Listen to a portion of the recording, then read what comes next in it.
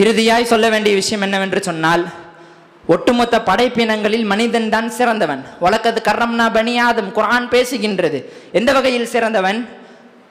ஃபபஅஸல்லாஹு குராபை யபாசு, apple காபிலுடைய மரணத்தில் பாடம் கற்றுக் கொடுத்தது மனிதனுக்கு காகம். பெருமானார் அவர்கள் குகையில் அபூபக்கர் இல்லாவோடு இருக்கும் பொழுது சிலந்தி அவர்களுக்கு ஒரு பாதுகாப்பாய் கூடு கட்டி காப்பாற்றியது. நம்ம எல்லாம் எத்தனையோ விலங்கிடத்திலிருந்து பாடம் படித்துக் கொள்ளலாம். ஆனாலும் அல்லாஹ் மனிதன் சிறந்தவன் என்று சொல்வதற்கு காரணம் இரண்டு தான்.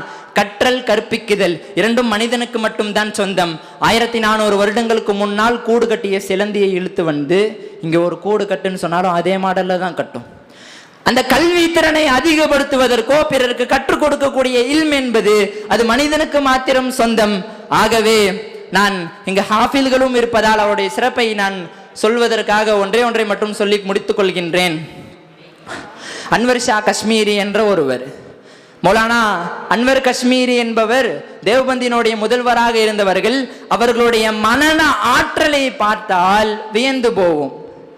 எகிப்திலே அதற்கு முன்னால் சஹீஹுல் புகாரிக்கு ஃபைலுல் பாரி என்று ஒரு சரஹ கிதாபை எழுதி அரபு மாகாணம் எல்லாம் விகந்து போனது.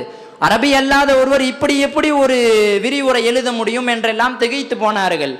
அதற்கு மத்தியிலே அவர்கள் எகிப்திலே ஃபைசில் என்ற நூலகத்திற்கு சென்ற பொழுது ஒரு கிதாபை பார்க்கிறார்கள். 1000 பக்கம் கொண்ட கிதாப், அற்புதமான கிதாப். இதை நான் ஊருக்கு எடுத்து சென்று பிரதி போட்டு அனுப்பி விடுகிறேன் என்று கேட்ட பொழுது அனுமதி மறுக்கப்படுகின்றது. 3 நாட்கள் அவகாசம் வாங்கி அதே நூலகத்தில் அமர்ந்து படிக்கிறார்கள், படித்து முடிக்கின்றார்கள். நாடு சென்றவுடன் அதை அப்படியே எழுதுகின்றார்கள். 1000 பக்கங்களை எழுதி சரிபார்ப்பதற்கு அனுப்பி வைக்கப்பட்ட பொழுது எந்தவித பிழையும் இல்லை என்று சொன்னார்கள். சுப்ஹானல்லாஹ். இவ்வளவு ஆற்றல் பெற்றவர்கள் ஒரு பட்டமளிப்பு விழாவிலே பேசும் பொழுது தேம்பி தேம்பி அழுது சொன்னார்கள், அல்லாஹ் இவ்வளவு ஆற்றலை கொடுத்திருந்தாலும் முழு குர்ஆனையும் என்னால் மனனம் செய்ய முடியவில்லை. கேட்டால் நமக்கு வியப்பாக இருக்கின்றது. ஆக சொல்ல வருவதற்கான நோக்கம் என்னவென்று சொன்னால், ஹாஃபில்கள் குர்ஆனுடைய அன்பளிப்பு என்பது இது அல்லாஹ்விடத்தில் இருந்து மட்டும் வழங்கப்படுகின்றது. எனவே வல்ல ரஹ்மான் அனைவருடைய தீன் மார்க்க சேல்வையும் அல்லாஹ் கபூல் செய்து கொள்வானாக. எங்களை வளர்த்தெடுத்த இந்த மொஹல்லாவாசிகள், ஜமாத்தார்கள், நிர்வாகிகள் அனைவர்களுக்கும் அல்லாஹ் எல்லா விதமான ஹைர் பரக்காத்தையும் தந்திருவானாக. குறிப்பாய் இந்த இடத்தில் நிற்க வைத்த எங்கள் ஆசிரியர்களுக்கும் என் தாய் தந்தையர்களுக்கும் அல்லாஹ் நீண்ட ஹயாத்தையும் அவர்களுக்கு பரக்கத்தான வாழ்க்கையும் தந்தருள் புரிவானாக.